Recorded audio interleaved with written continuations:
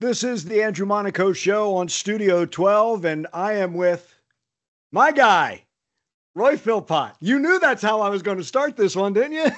Yeah, I did. My man Monaco, I believe it was Quentin Jackson that came up to us, or he came up to you when we were there for a game at Texas A&M, and he's dapping you up. He's like, "My man Monaco." I'm like, I'm never gonna forget that moment. It was fantastic. Q is one of those special people, man. I'm glad we brought that up. And it's kind of been our greeting to one another. Roy on ESPN, and I'm not even going to do it enough justice, Roy, if I say just ESPN, Sirius XM as well. I want to get into the career and a lot of things broadcasting related, Roy, about for preparation, your partners, things like that. But you've gotten busier, my friend. We talked at the NCAA Regional that was at Olsen Field at Bluebell Park, and then we talked again Sirius XM. You've added some more duties as well, haven't you? Yeah, I have. It's been good. I've done some Sirius XM work for the last couple of years, and I'd like to tell you that track always trends upwards, and it feels like it has for the last couple of years. So, yeah, it's been a busy summer, which is good in our business. If you get too much downtime, you start looking around, asking, am I doing everything I need to be doing? Am I trending in the right direction? That kind of thing. So, yeah, I did some flag football this summer, some Sirius XM work, Little League World Series, and now here in mid-August, man, like it's almost here. College football's almost here. Yeah, men's, women's basketball, as you talked about the Little League, where you have the joy of doing a number of different sports. You are not just pegged as this sports guy, right? How much fun is that to be able to follow each of the seasons and do games throughout the year? Yeah, it's fun. It's fun. Little League World Series, flag football, women's basketball, men's basketball, softball, baseball, and of course college football. I think it gets you out of your comfort zone a little bit, which is good in our business to always be learning and getting better. But all those different sports just started really working in the last 2 or 3 years. And you look forward to it, especially, there's a certain amount of enthusiasm, I think, that comes in working with kids in their element for flag or for the Little League World Series. And, there's energy that comes with that. And so I think even though in the middle of the summer you're trying to press the reset button and relax as best as you can, to be around those sports, not a bad thing. And truthfully, it doesn't feel like work. I always tell people all the time, man, I've got the best job in the world. The only work that's really involved in it is the travel. I like getting ready for games. I love calling games, love being on camera, love being behind the microphone. That's not really work. The travel's the work. So, yeah, to do different sports, I think it keeps it fresh. Like you don't get stale. You're exposed to new things and new ideas. And to me, that's a great thing.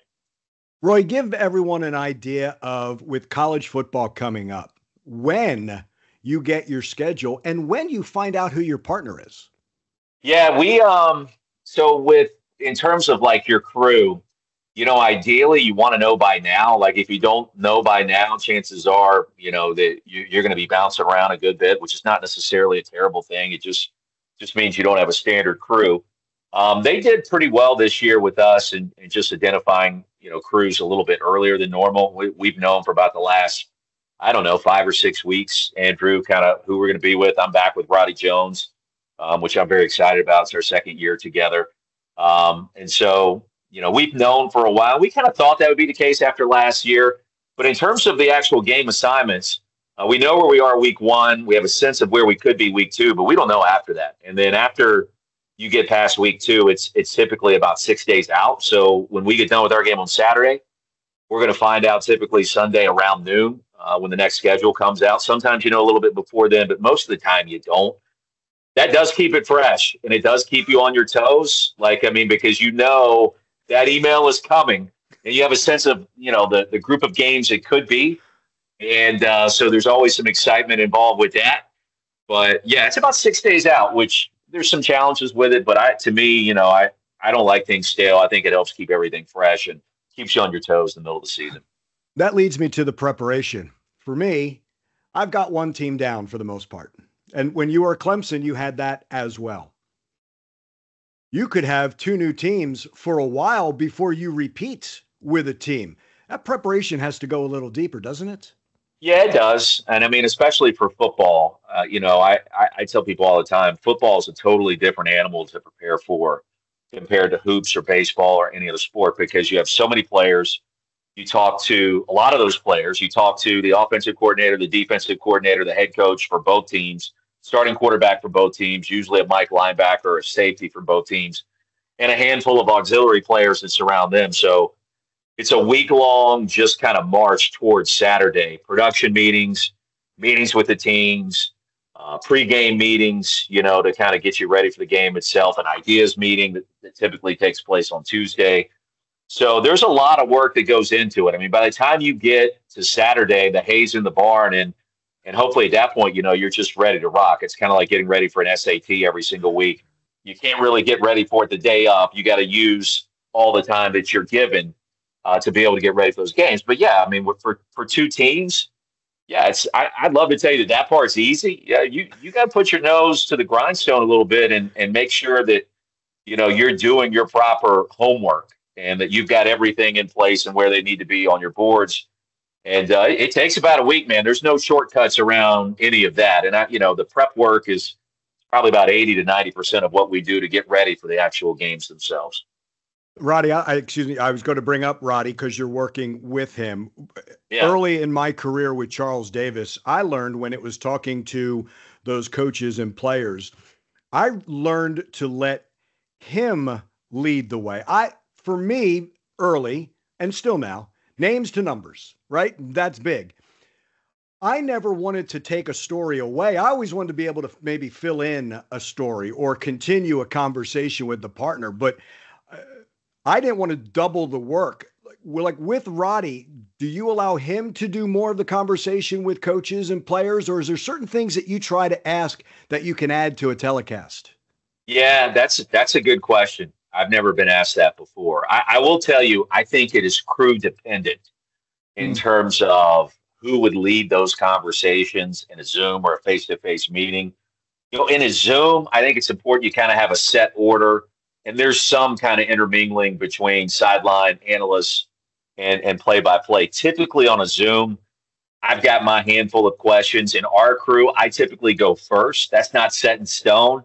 If the conversation starts where there's a previous relationship with our analyst or sideline, sometimes that'll change. So I'm not hell-bent on saying, I've got to go first. It's got to be this way. There's always some inherent flexibility with that. In person, I think it's much more conversational where I probably have the first question and then everybody else can chime in as we see fit.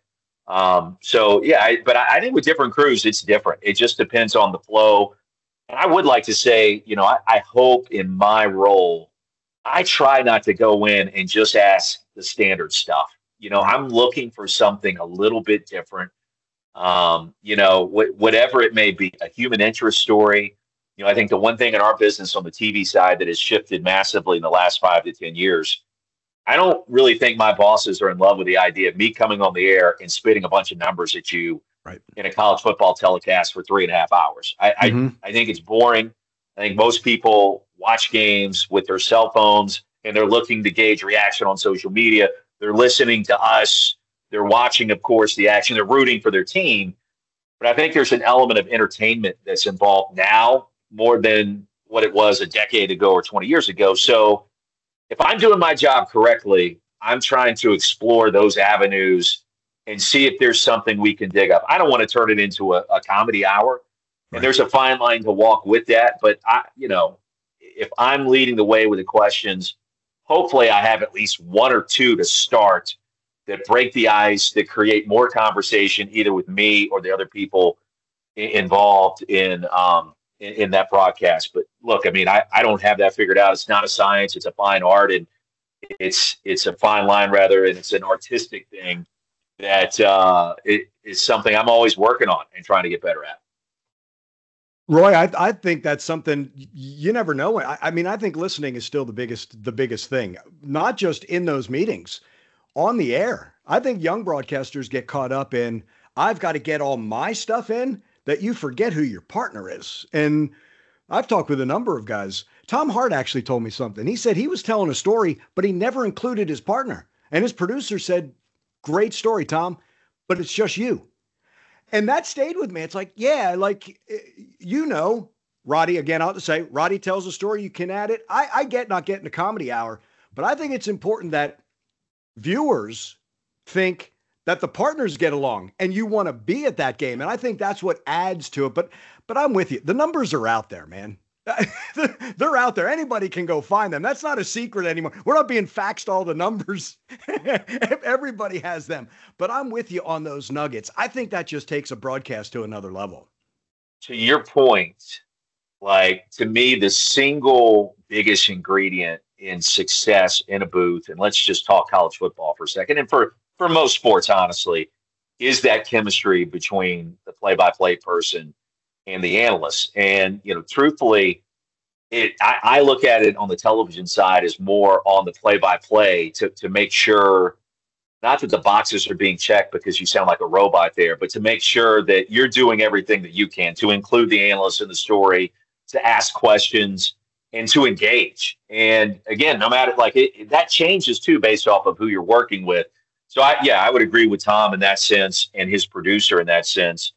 Rarely am I going to tell a story and it's just me solo. The only thing I can really think of that perhaps that would be the case if it involves a fatality, a serious story, and we go down a road supported by, B-roll coming out of a break, and there's just nothing necessarily you can add. Like, to me, that takes on an entirely different story. But anything else, it needs to be a conversation, and that chemistry, truthfully, it's probably either there or it's not. Like, you can't fake it, but you can do certain things to massage it and to make it better and to make it sound better if it doesn't exist. Fortunately, I have great chemistry with Roddy, and I've known him for a number of years. We've always had it for whatever reason. So that's not really a challenge with us. We've had the experience of that 3-hour tooth pull, the guy who just gives you nothing, right? We've had those partners. I'm exhausted. I am fortunate. It hasn't happened very often, but early in my career, I had one of those games. I'm like, man, I don't know if I could do this again. Those are hard, man. It's like you're trying to drag something out of the partner, and we're fortunate we don't have to do that very often. No, it does happen. And I think those are learning experiences. I don't think that those are bad. And in those circumstances, in our position, Andrew, I think you learn to be able to talk more and to do a little bit more. And I don't think that's a bad thing. I mean, sometimes broadcasts, even with people that you get along with very well, require that. And so, to me, that's just kind of learning in a different way on the fly. But yeah, I mean, truthfully, you would rather have it be more split down the middle, and you kind of know where your partner's going. He knows where you're going, and people can sense that. That chemistry is part of the secret sauce, I think, in broadcasting. Roy, your work at Clemson, host, your work at scout.com. Did that help you as a play-by-play person? All those experiences and being in different roles, did that make you a better play-by-play guy? Yeah. I mean, the easy answer is yes. I mean, hell yes, definitely.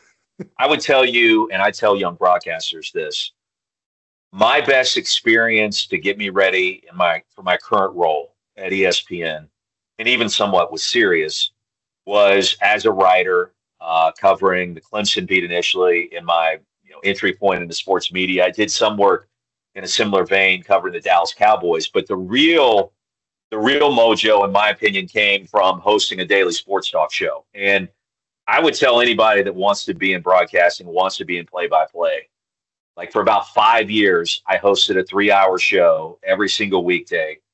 I was the lone host. I was a solo host. I did have a producer that I could bounce stuff off of, and he talked, and we had a good shtick and a good give and take back and forth. But for the most part, it was me doing the majority of the ideas, the show prep, the guests, and like the things that we would come up with. And for 5 or 6 years, like, we were able to do that, and it wasn't just boring. And to me, like, that's the one thing, like, if you can host a sports talk show and not put people to sleep, and at times, some days they want more, and when you leave, they wanted more, they didn't want you to stop. That experience of entertaining, informing, interviewing, all in real time. Like, there's no do-overs. Everything is real. Like, for a show open in TV, you can rehearse it. You come on the air live, like, that's it. Like, if you mess up, the whole world sees it. 3.5 million people see it. Sports talk radio, it's not quite on that stage in Clemson, South Carolina, but it's just a great way to kind of hone your voice, identify like what you are on air, what is able to come out of you that's authentic. And again, I think the big point is to not be boring, to not spit facts and figures, to tell stories, to be able to keep people entertained and to want to listen through a commercial break.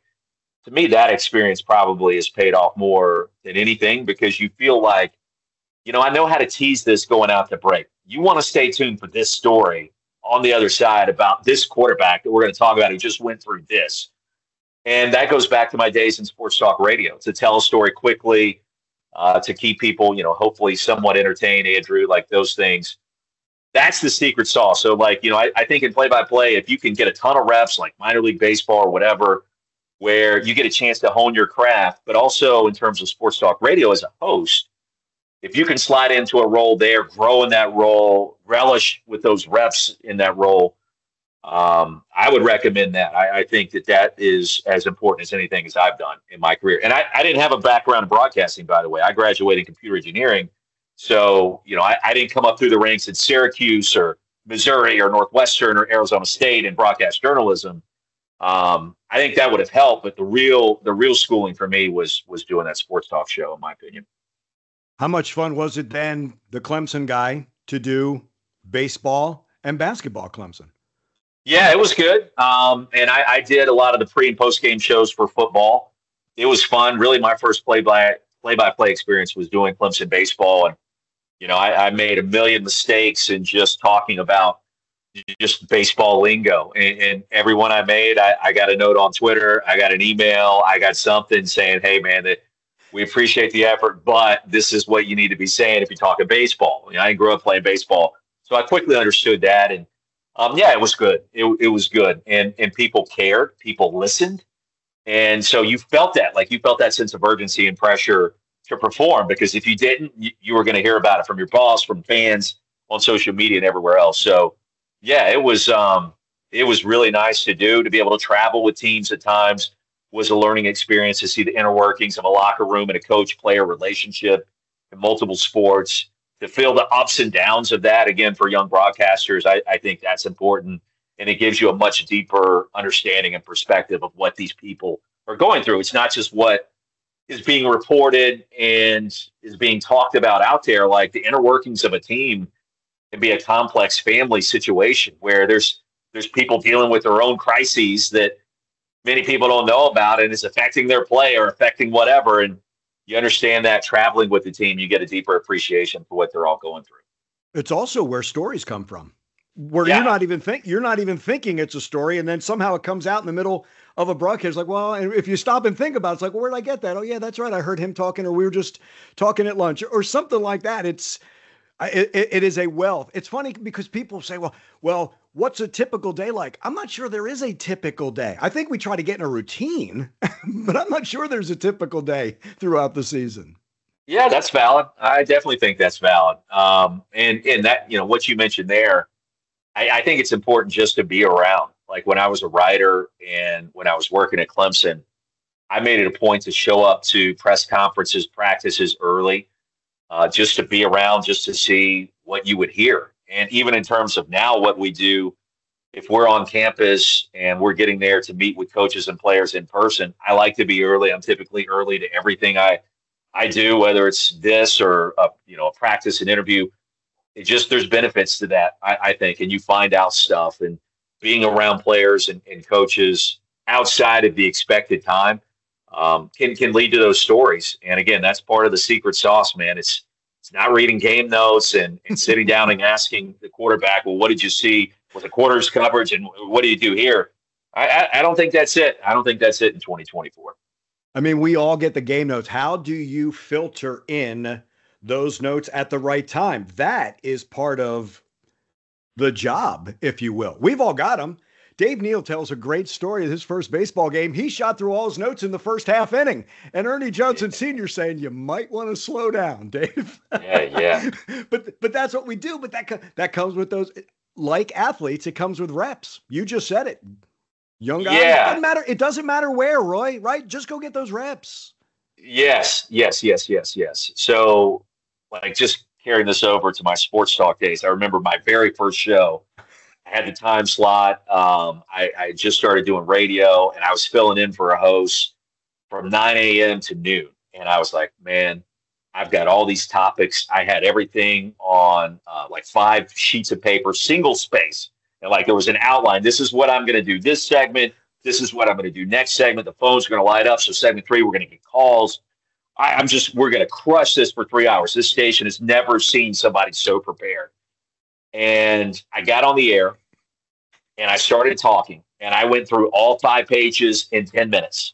All 5 pages, all topics, everything I wanted to say was toasted in 10 minutes. And I'm looking at the call line there, and not a single call was waiting. Nobody had called. It was crickets. And so I took a deep breath. Like, Andrew, I remember I was taking a deep breath, and a little bead of sweat comes down my forehead. I'm like, oh my God, I just went through everything I was going to freaking say in 10 minutes, and I've got 2 hours and 45 minutes to go, and not a damn phone call to be had. What am I going to do? And like, it's that moment where you're just like, all right, sink or swim, what happens? And then you just start talking to yourself on the air, and you start, posing rhetorical questions, and then it does lead to an interesting conversation, something different, and eventually a couple of calls. Not many, but a couple. And so the parallel there is in a game situation, and you get through the open, and it's the first snap, and you're not going through a laundry list of game notes at that point in time. You got 3 hours typically to go through the stories and the things you want to get to. It is, I think, natural to want to give your best stuff. After that team gets the first down, all right, here comes a drive. I've got a second to launch into a story. No, that's not how it works. And the comfortability, I think, with all of that comes with reps. Like that's what you want to do naturally. Like my first game this fall, just in refreshing and restarting, that instinct will be there. Okay, man, I'm sitting on this great story about Virginia Tech. Let me tell this story. Brent Pry and Kyron Drones, we're going to talk about it. Show me the B-roll. Give me the animation. No, there's plenty of time to do it. And I think sometimes as broadcasters, we're all kind of fighting that urge to go ahead and do it so quickly. Don't do it. You got time, and it's okay. Let the game breathe. Let the game come to you. Different rhythms, different sports. When did that click for you that football's a different pace from basketball, from baseball, from softball? Even Little League would have something different. I try to tell young broadcasters, you got to get the rhythms down. You can't do baseball like hockey. You're going to wear yourself out. Like Dave Neal in a half inning, right? You're going to be worn out. Rhythm's a big part of it. Rhythm with a partner is also important, isn't it? That's the secret sauce to me, is finding that rhythm. And, I will say, like, you don't want it to get it too rhythmic. Like there has to be different things that break up the monotony of certain broadcasts where, down and distance, you call this the ball carrier, he's tackled by so-and-so, analyst talks. You've got to break it up. So there's a rhythm, but again, it's more of an art as opposed to a science. But to your point, I always tell people this, and I don't mind admitting this in this space. I think there's a lot of broadcasters that are naturally baseball guys. I think there are a lot of broadcasters that are naturally studio hosts. I think there are a lot of broadcasters that are naturally basketball or football individuals. And a lot of times when those individuals switch to different sports, like I've got here, I'm like, oh, wait a second. This is a football guy calling a baseball game. Or this is a baseball guy calling a football game. Or I know that you're a studio guy and you're doing play-by-play. And the real good ones, like, you can't tell. And like, it's a nuance. Like, I think maybe saying, no, wait a second, I can't tell. So yes, there are different rhythms. And it is somebody that I love to think of me as being versatile enough to where I can't really tell. Is he a football guy trying to call baseball, which I probably am more of a football, basketball guy when I dip into the baseball spectrum. I just don't have a low energy button. And so a lot of times my football excitement carries over to baseball. But that's who I am, man. I don't try to be anything different or anybody different. So, like, even myself, I think I'm more of that when it comes to baseball. I can dull it down and go into a different rhythm, into a couple of innings, but I'm just easily excitable. So that's just how I'm going to be. But yeah, the different sports, very artistic in nature to be able to handle all of that, be smooth about it. Like even if you talk to Jim Nantz, he would tell you, I'm not a baseball guy. Like that's not something I can do at the same level that he does other sports. So baseball to me is a little bit different than the other ones. The other sports kind of have this faster pace. Baseball's totally different. And again, it's an artistic thing, I think, to be able to call it the right way. Does it help you, Roy, that you're still a fan at heart and you love to be at each of those games that you're doing? Yes, I am. I mean, I'm a journalist. I would like to tell you that, I'm an objective play-by-play person, and I can call it right down the middle because that's my job to do that. I certainly can. But yes, I am a fan. And when there's a big play or a walk-off win or a game-winning three or whatever, those are the moments that get me excited and have me excited to go to quote-unquote work, to travel across the country to call this game at 10 o'clock Eastern, to be tired and still have the energy and pizzazz to be able to pull it off. Yeah, that's 100% correct. And I would have a hard time doing my job if that wasn't the case because I'm passionate about it. I care about it. I like the excitement of it. I love the smell of a field after it's been freshly cut, or walking into a gym and hear the sneakers do their thing, and to think that there's a jam-packed crowd and atmosphere, and everybody's hanging on to their seats or to what I'm saying or to what's being talked about at the end of those contests. Yeah, that passion to me is imperative. Like if you're a play-by-play person or analyst and you don't have it, I think it comes across within 10 seconds when you first start talking. And if that's the case, truthfully, I think you're doing that game and those teams a disservice. So I hope that most of us in our field have that, and I think that we do. I definitely pride myself on feeling like I have more of it, and I think that comes across more times than not. And again, that's just who I am. So one of the most important things I think we can all do is just be who you are. Don't try to be somebody else. If you're somebody that's high energy, and don't come in there and try to dull it down. Conversely, if you're calm, cool, and collected, be that, and that'll resonate and come across. So, yeah, but I'm definitely a fan for sure. That's part of the fun, the fun aspect of what we do. The venues can make it fun also, can't they? The atmospheres, no matter where it is, when you've got a real good one, I think that elevates a broadcast, don't you? We were there at Olsen Field at Bluebell Park. I've never called a baseball game like what we experienced in June with Texas and Texas A&M. And we got done, and game ended in extra innings. Aggies won it, of course, and we all know what happened after that. But the atmosphere for that baseball game, it was like a football game. Like we got off air, I told Xavier Scruggs, I'm like, man, I've never called a baseball game like that, where every single pitch, it felt like it was 4th and goal and double overtime for a national championship. But the atmosphere was so thick and so heavy. I mean, it was there 2 hours before first pitch. And yeah, so in a football game, like where you have that, or a basketball game where the crowd's right on top of you and it's a top 20 matchup, or it's for a regular season conference championship or something in the postseason. Yeah, that's part of the secret sauce as well. And the good part about that is, and you understand this, and most do, if the atmosphere is electric and it's loud and there's big plays being made, my job becomes easier because I get to say less. And those sounds, hopefully the audio's mixed right and it's coming across the right way. Those sounds take over the game. So if we have a game-winning play, let's hear what it sounds like. I don't want to say anything. We'll call the game winner, and then we step out and then let the sound, the atmosphere take over. Yeah, that's an enormous part of what we do, and certainly I like to think we feed off of it. That's something that I learned. The bigger the game, the more you back off. Yeah. It's going to tell its own story. You can force it and almost miss the point or make it too much. And again, we all want to be a part of that, but you're right. That's the other thing I learned from freelancing and doing college or high school games. You know what? Parents and grandparents, they want to hear their son or daughter's name. I couldn't get enough names in when I first started. That's what they want to hear. not about me. And that's hard when you're young because you want to you want to say, look at me, and then go on to your next job. But when you learn, like, no, it's really not about me. It's on the court, on the field, on the ice, wherever. And again, that takes a learning process. It takes reps. I don't think any of us get comfortable with that idea until, you call some games, you go back, you listen to yourself, and you kind of learn and understand, all right, what does this sound like? What did that feel like? What is the listener or viewer interpreting from what I'm saying? Less is more.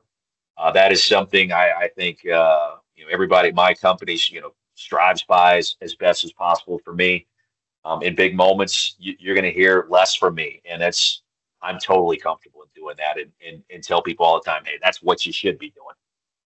It's interesting because when a great passes away, and I'm going to say Keith Jackson or John Madden, and they say, like Keith Jackson's best calls. Roy, I'm not sure he had a best call.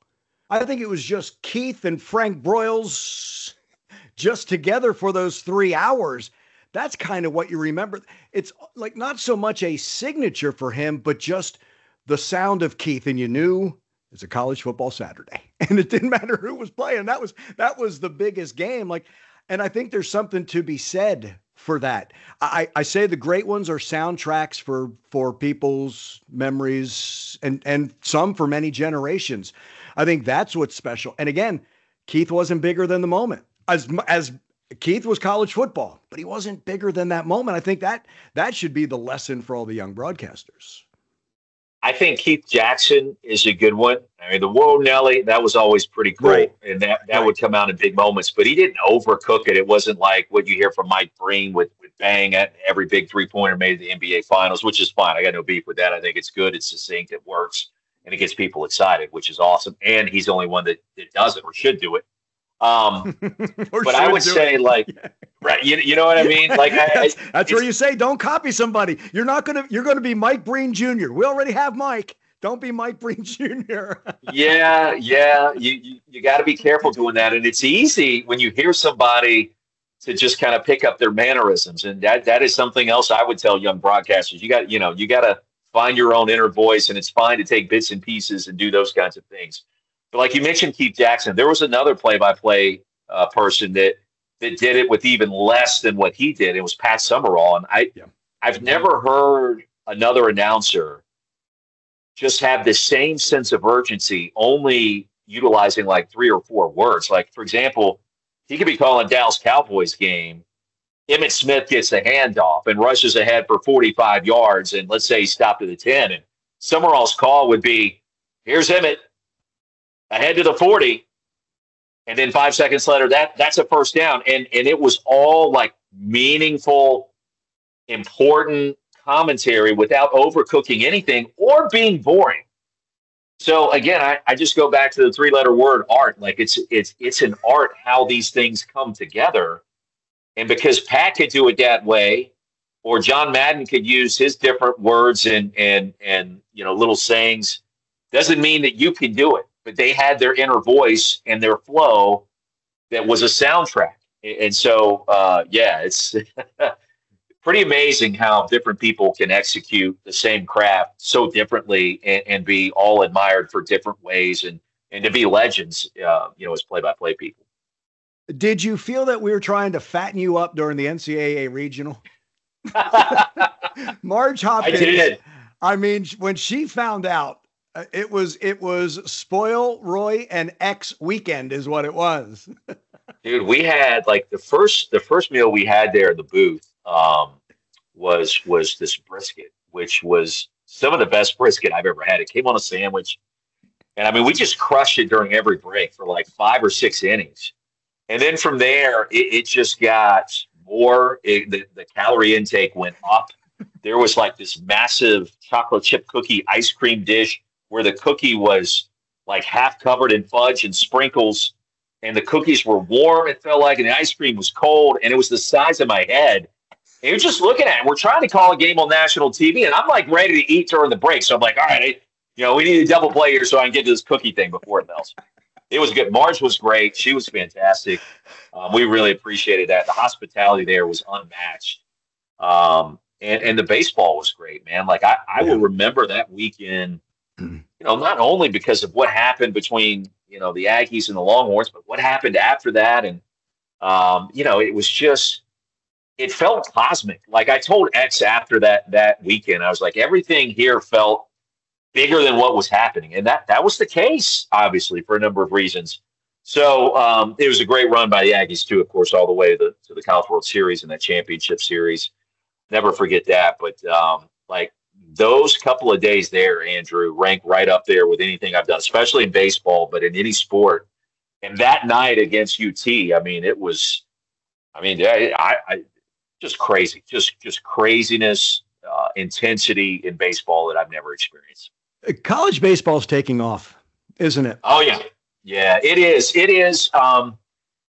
It feels like the last 2 years in particular, the games have gotten faster. There's been a rhythm there.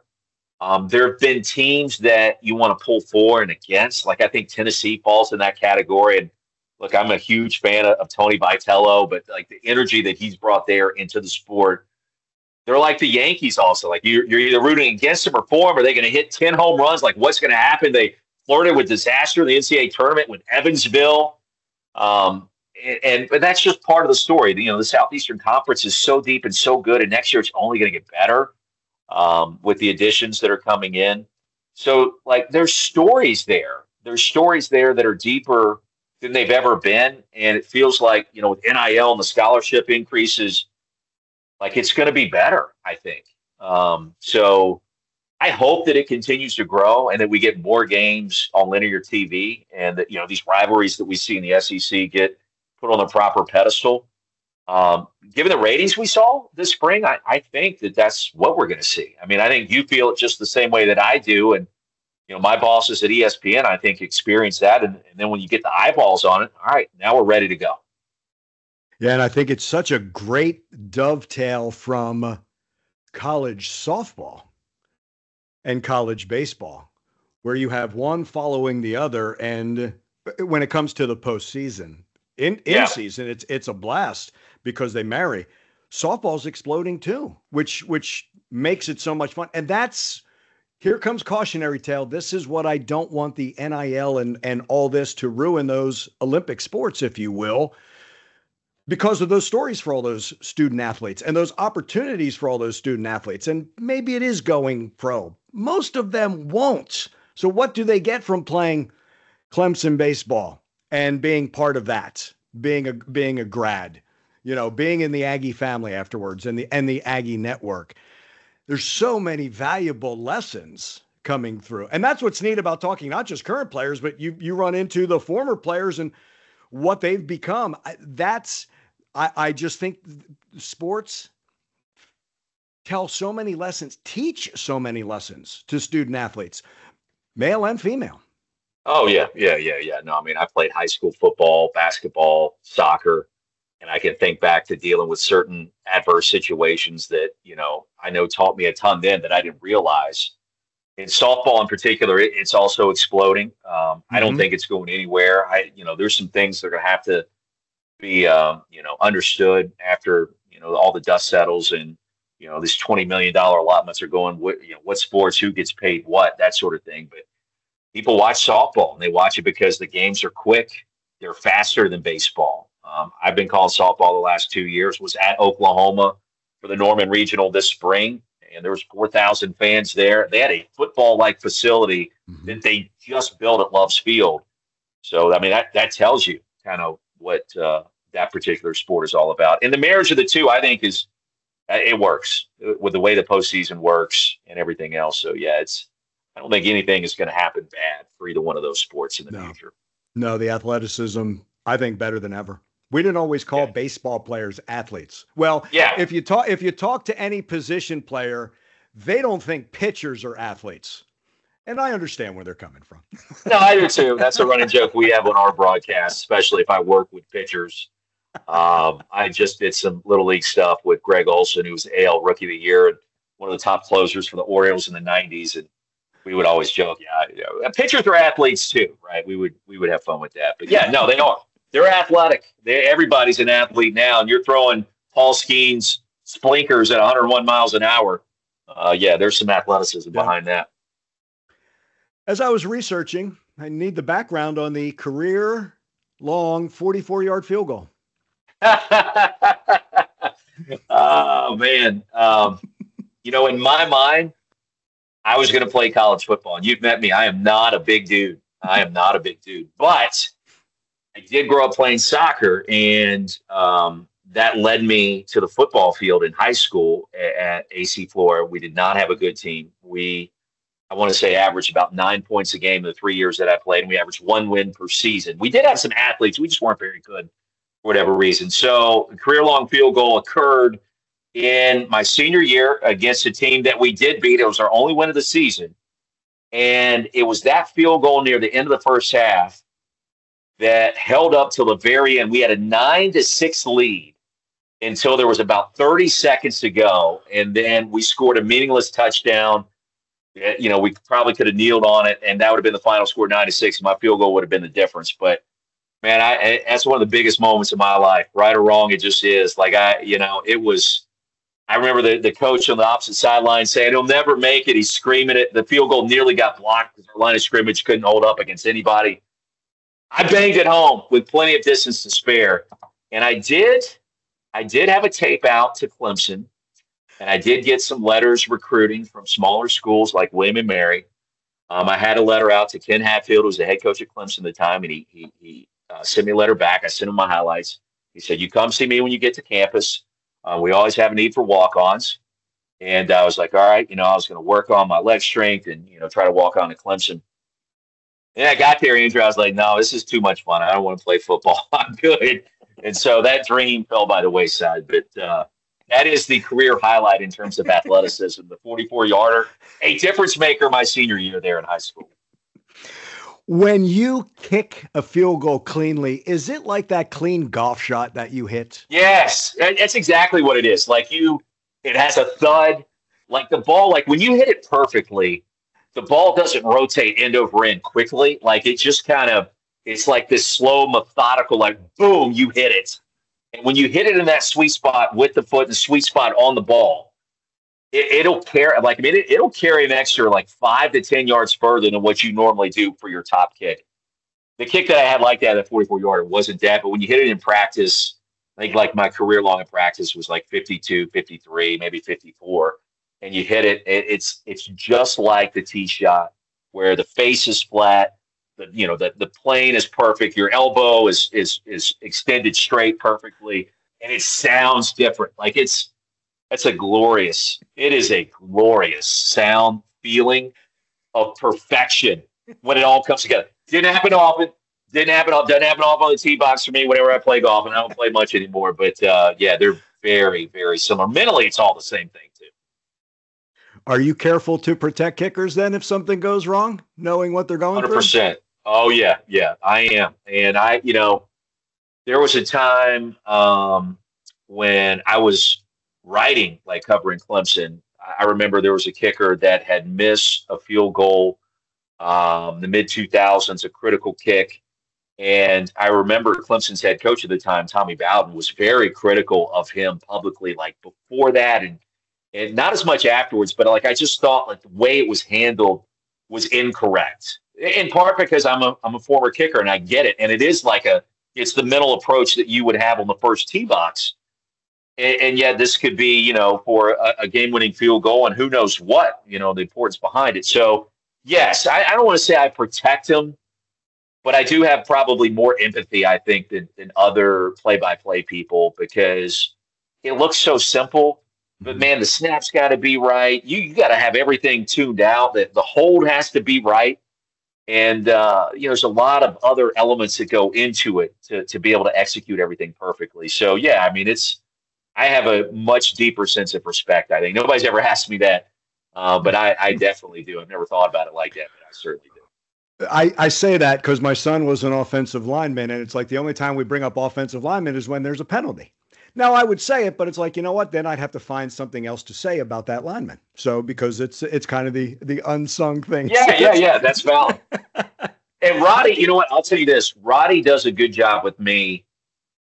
We've had situations in games, and other analysts I've worked with have asked me questions like I'm the analyst when it comes to place kicking because they know I took it really seriously. You know, at one point I wanted to walk on in college, never did, but like I do feel like I have an in with kind of what's happening there, and I'll talk about that on the broadcast all day if given the chance.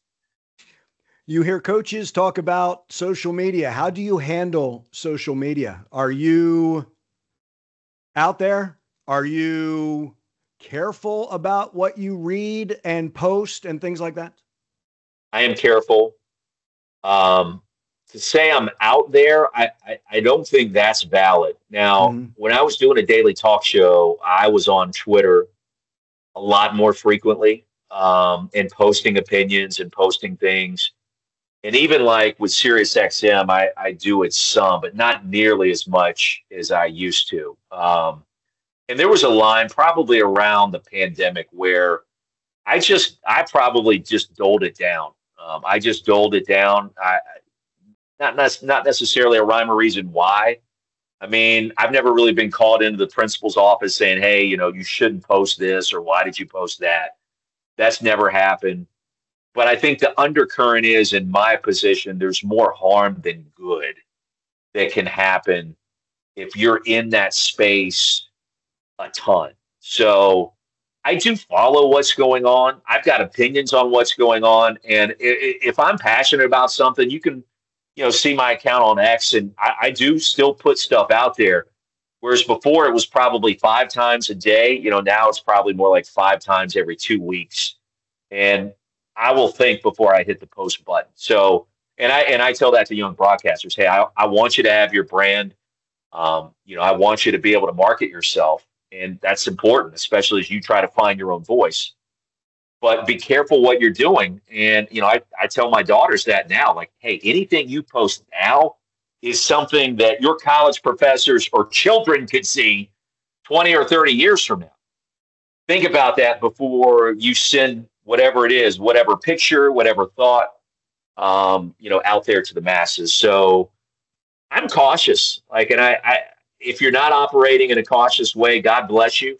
But I do operate under the principle there's more harm than good. And truthfully, the majority of anything that happens in my personal life is it's not out there. Like, I'm not posting tons of pictures of my kids, my wife. We're talking about what we're doing because I feel like, you know, could somebody like show up at our house or, you know, I don't know. And I don't want to know, truthfully. So I probably could do a little bit more of that. Maybe I will, but I'm more cautious than anything else. How do you handle criticism? Well, I think anybody in our spot would tell you, well, you know, I handle it well, and it's, you know, this is my methodology, and it's not a big deal. That's a crock of shit. I don't believe that. I don't believe that for a second. It can sting. I always tell people, like, you know, if you call a game and you feel like, man, I crushed that. A, it's never as good as what you think it is. Or if you call a game, you're like, man, I bombed that call. What was I thinking? That was not good. It's never as bad as what you think either. I am not great about operating in that even keel realm. And part of that to me is what makes me who I am. Like, my family would tell you I'm dramatic. My friends would tell you that.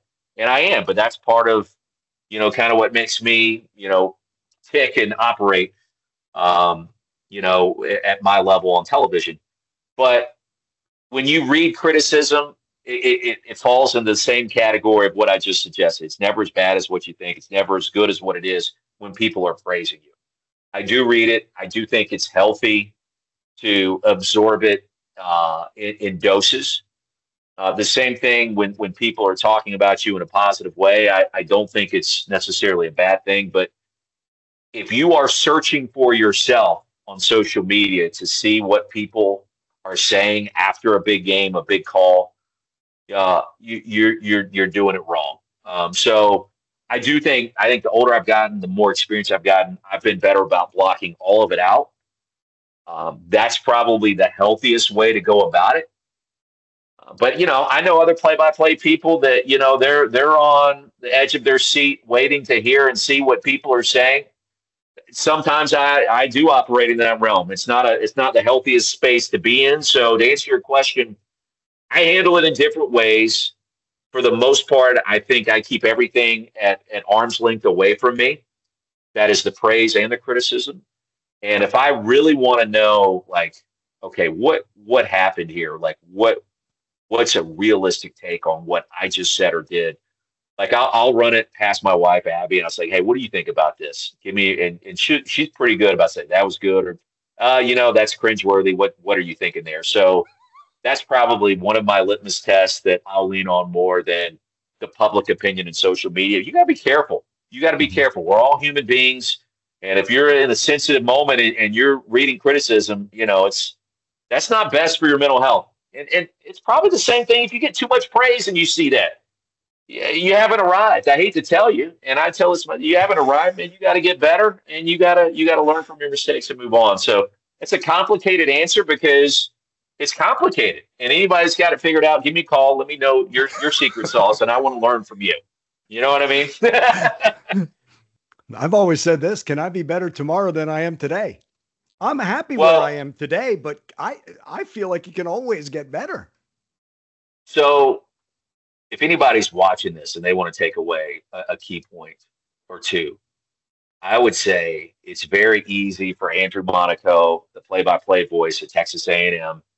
It's very easy for Roy Philpott on ESPN to just kind of stay in your silo, show up, do your job, call the game, wash, rinse, repeat, go on to the next one. I would tell you it's not a dangerous game to play to do that. That's not accurate, because I think many people do that and have very successful careers and have very fulfilling careers, which, is what it's all about. Mm-hmm.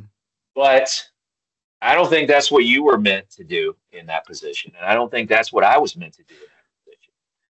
And with that involves challenging yourself to be creative and to take calculated risk. And they don't always pay off. And when they don't pay off, it's uncomfortable. But there's growth that comes in that. And I think I've learned more about that internally in the last year or two in my spot than what I did throughout the majority of my career up to then. So that's the challenge. And it's easy to say, well, I want to get better. Okay, well, what does that mean? Well, it means, in my opinion, your authentic voice comes out more than ever. You challenge yourself. You do different things that hopefully haven't been done in terms of creativity, storytelling, the tactical aspect of calling games. And if you really put pen to paper and think about that, it requires work. And so when you get to your level or my level, it's easy to just put it in cruise control. Well, this is how I sound. This is what I look like. This is what it's supposed to be. This is what I'm going to do. I don't think so. I don't think that's it. I think the real challenge and the unique aspect of what we do is to come up with new ideas, new strategies, new verbiage, new ways of telling stories, new ways to call exciting plays. It's not comfortable. Sure as hell isn't easy, but like that's kind of where I am right now, and just thinking about, all right, what do I want to do? How can I get better? The emphasis on the getting better is, okay, what does that mean? And it goes back to what I just said. And look, that to me, that is part of the fun of our roles and jobs that probably is not talked about enough. I know you can call a game. I know I can call a game. How can I do it better, different, more entertaining, more enthusiasm, but not overcooking the ham too much? How can I do that open, telling that story in a way that's never been done? So, like, thinking along those lines is kind of where I am. But the constant learning, listening, and figuring out new ways to do things. I think, again, I've come back to the word of art. I think there's an artistic nature to that all of us should embrace more than what we do. Thank you, my friend, for this time. I enjoyed this so much. One, I want to do it again, but anytime. For that, I can't wait to see you next time. I can't wait for our schedules and our paths to cross. Well, let me tell you. Now, I think Mike Elko and the Fighting Texas Aggies have a chance to put together a special season. So I don't know if I'm going to be lucky to get fortunate enough to get down to Kyle Field and to call one of these SEC mammoth tilts against whomever this year. But I hope that I do. And when I do, we will break bread, hang out, and hopefully do it again. And yeah, my pleasure, man. I appreciate the invitation and continued success for you, the new granddad, family man, Andrew Monaco, getting it done down there in College Station. You're absolutely one of my favorites. Thank you, my friend. Appreciate you.